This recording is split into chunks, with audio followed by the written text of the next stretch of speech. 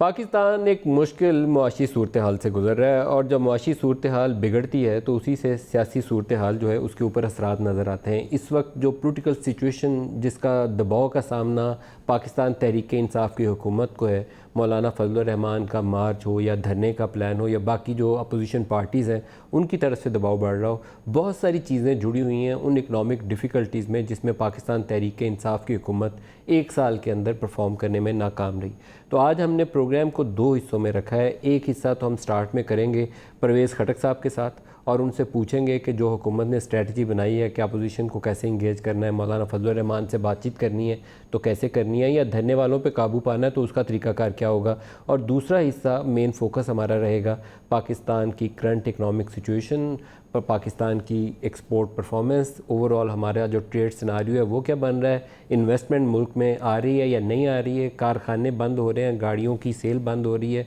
तो इससे बाहर कैसे निकलना है। और वज़ीर तिजारत साहब रज़ाक दाऊद साहब, उनसे हम बात करेंगे। तो प्रोग्राम के पहले हिस्से की तरफ आते हैं।